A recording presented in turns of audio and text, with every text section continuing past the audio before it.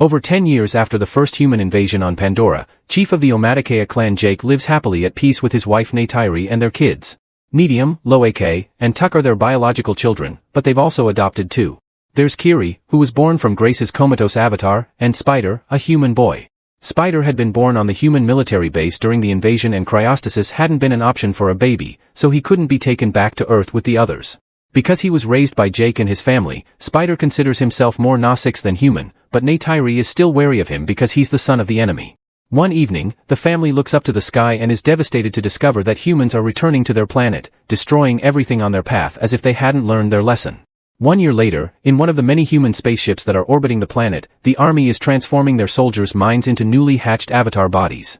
One of them doesn't take his awakening well until he's explained what's going on. It's Colonel Quaritch, who died during the first invasion.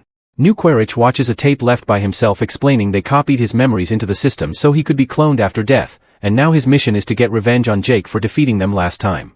Meanwhile, Jake and his clan warriors have organized a guerrilla operation to keep the humans from going far with their plans, mostly by attacking their supply lines. Most of them use traditional weapons and ride on mountain banshees, but as a former human, Jake still likes to take guns for his personal use and has adapted human communicators to be used among his family. During another very successful raid against the humans, Loake gets too cocky and disobeys Neytiri, jumping into battle to help his dad in order to prove himself. Neytiri goes after him, and this reckless action causes both kids to end up under fire when a human ship fights back. Loake jumps out of way just in time, but Neytiri gets hurt and Jake has to rescue him from a pile of debris. When they return home, Jake scolds his sons for their actions and grounds them. Neytiri tries to remind her husband not to be so hard on them because they're kids, but Jake is afraid of losing them, so he needs to be strict to keep them safe. Sometime later, the siblings go visit Max, one of the few human scientists that betrayed the military and joined the Pandora defense team. He and his buddies have a small lab where they keep Grace's comatose body, and Kiri likes visiting her. She also likes to watch her video logs of when she was still in a human body. Kiri's siblings tease her for not knowing who her dad is, but Spider thinks maybe not knowing is for the best, because he hates the fact he's a spawn of the enemy. In the meantime, Quaritch and his team of avatars land on the new human base in Pandora, where they learn that thanks to their new advances in technology, humans are settling down at triple the speed compared to a decade ago. Once they get properly armed, the team goes to explore the forest, where they find machine parts left from the last invasion, and Quaritch is shocked to see the reminders of his previous body. At the same time, all of Jake's kids except for Neytiri are in the area having some fun, but they immediately hide behind the plants when they see the enemy arrive. Loake lets his father know through the communicator and receives orders to leave quietly, but as soon as the siblings try to move, they're ambushed by Quaritch and his team. Quaritch immediately can tell these are Jake's kids because their fingers mark them as half-breed, but the biggest surprise is to see Spider, who turns out to be Quaritch's son. Since Quaritch and his team now have to wait to be picked up, this gives Jake and Neytiri the chance to approach them in the darkness after telling Neytiri not to interfere. Neytiri makes an animal-like sound to alert the children of her presence before she and Jake begin killing soldiers from the shadows, and the kids know to immediately bite their captors and run away. Quaritch recognizes Neytiri's arrows and taunts her to get her location, but Neytiri decides to join the fight just in time to save his mother. At that moment, a human ship arrives to pick up Quaritch's team, so Neytiri concentrates on reuniting with her children, not even thinking about finding Spider as well. This allows Quaritch to take the boy with him when he escapes. At the human base, Spider is put on an interrogation machine, but he withstands the pain and doesn't say a word. Quaritch tries the gentle approach instead, telling the kid he may have Quaritch's memories but he's a different person that would love to bond with his son, effectively convincing Spider he may not be that bad after all. When the family returns home, Jake tells Neytiri they should go away. Neytiri refuses to leave her people behind, but Jake explains Quaritch wants specifically them, so it'll be safer for the clan without their presence. After Jake chooses a successor, the clan goes through the traditional ritual to pass off the chief mantle, and the family gets to leave for the Metkayina coast. Here, the local clans have adapted to the aquatic habitat and can stay longer underwater without breathing. When the family arrives, Chief Tonawari and his wife Ronald are wary of them because of their human blood and the possibility of the war following them here, but Jake swears they weren't followed, and since tradition demands shelter to be given to anyone in need, the family gets to stay. Tonawari asks his children to act as guides, and while his son Aunung wants nothing to do with them, his daughter Rhea gladly shows them around. From then on, Jake's family works hard to adapt to the reef life, learning things like riding aquatic creatures called ilu and tricks to teach their bodies to be underwater for longer periods of time. It takes them a few tries to get it right, but to everyone's surprise, Kiri doesn't need to learn any extra tricks. She naturally can stay underwater all she wants and she instantly develops a bond with all the creatures of the sea. Meanwhile, Quaritch's team begins taking Spider on their exploring missions, assigning him as their official interpreter. Spider also takes them to a nest of icrons, dangerous flying creatures that can't be tamed by just anyone.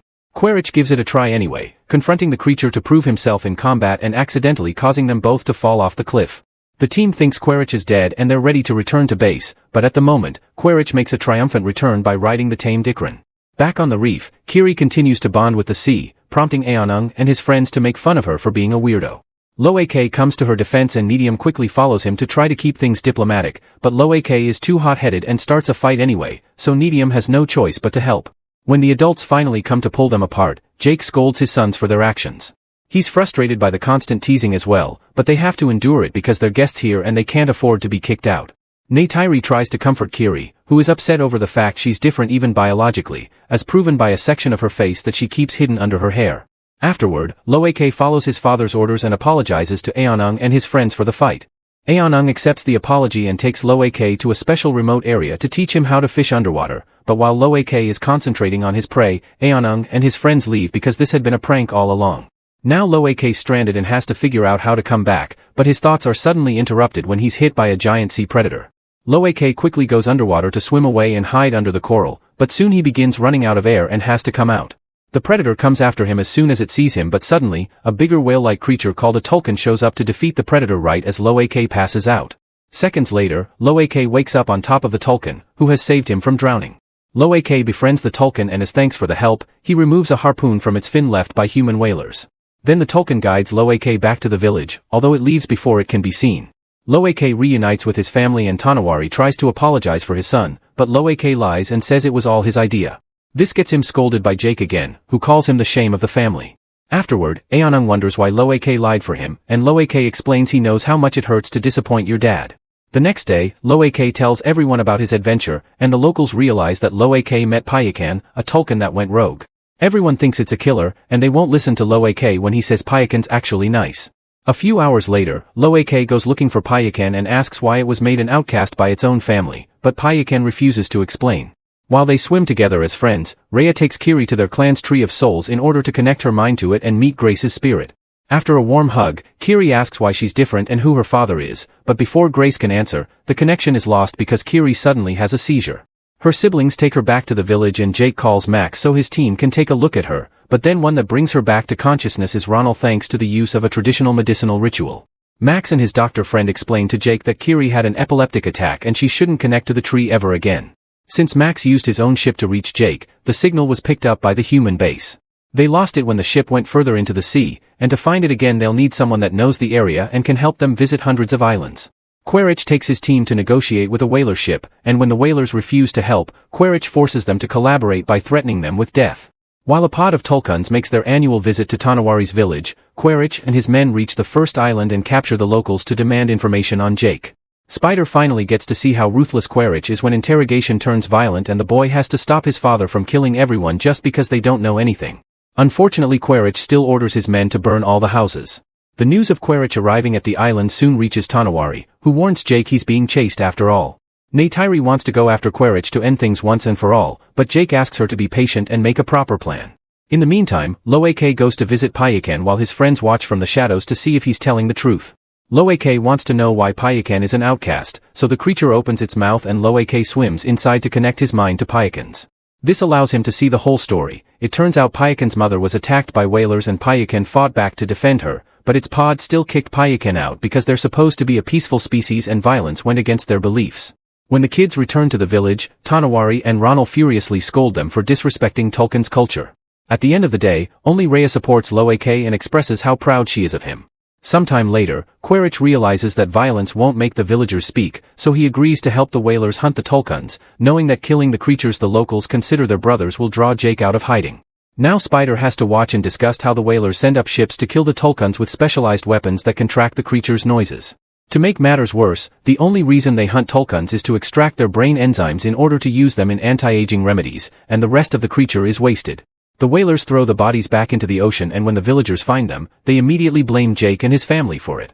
They want to go out and fight back, but Jake presents them the tracker he found on a tulkun fin and explains is a trap, so for now, they need to stay put and simply tell the tulkun to swim away for safety. Loak realizes that nobody will warn Payakan because it's an outcast and he goes to do it himself, ignoring the warnings from his brother. Neytiri takes his sisters, Aonung, and Rhea with him to follow Loak, and they find him trying to remove a tracker from Payakan's fin. The group jumps in to help, but it's too late. The tracker has already sent their location to the whaler ship and it's coming for them. The siblings use their communicators to tell Jake of the incoming danger, and Jake alerts the whole village, who immediately grabs their weapons and jumps on their elos to join the fight. The kids manage to remove the tracker and swim away with it to get the attention off Payakan, but this is exactly what Quaritch wanted and he sends his men after them. A rather long chase begins underwater, and since the kids need to stop to breathe, it gives time for the humans to catch up to Loak, Tuck, and Rhea, and they capture them with a net. As soon as Spider sees his siblings being brought abroad, he tries to fight to rescue them, but he's quickly overpowered by the humans and sent back inside while the kids are to tie the railing. At that moment, Jake and the rest of the villagers show up, but they quickly stop themselves from attacking when they realize their kids are hostages. Quaritch takes Loak's communicator and asks Jake to come alone if he doesn't want to lose his kids, but as Jake begins to come closer, suddenly Payakan shows up and jumps over the ship to land on top of it, destroying it with its fins and tail. It also keeps pushing away the soldiers because the bullets do nothing to it. Now the humans are distracted away from the kids. Jake calls the others to attack the ship, and the whalers turn around their boats to attack Payakan with harpoons, causing it to return to the water. A fierce battle begins between Nausicaa and humans, and the Nausicaa quickly gain an advantage thanks to their creatures being able to move faster in the sky and hide underwater. Kiri uses her bond with the sea life to send the plants after the submarines, and when the main ship begins catching fire after a boat crashes against it, Spider takes advantage of his position inside to activate the fans and spread the fire all over the vessel. He also begins to destroy the control panel. The ship eventually comes to a stop and begins filling with water. Meanwhile Jake is going one-on-one against Quaritch. At first they use their weapons, but Jake runs out of bullets and sends his Ikran to attack Quaritch's, which causes both of them to fall into the sea. The whalers go after Payakan, shooting a harpoon with a steel rope at its end, but Payakan does another jump and uses that same rope to destroy the boat. At the main ship, Neytiri finally manages to come aboard and free his people. The girls jump into the water but Loak wants to rescue Spider, so Neytiri has to stay to help his brother. At that moment, one of the soldiers captures Kiri and brings her to the ship to tie her up as well, thus Tuck convinces Rhea to return to rescue her. As soon as they reach the ship though, Quaritch shows up, pushes Rhea back into the water, and captures Tuck as well. The humans are already leaving the sinking ship, meaning it's easy for Loak and Neytiri to sneak around and attack them by surprise.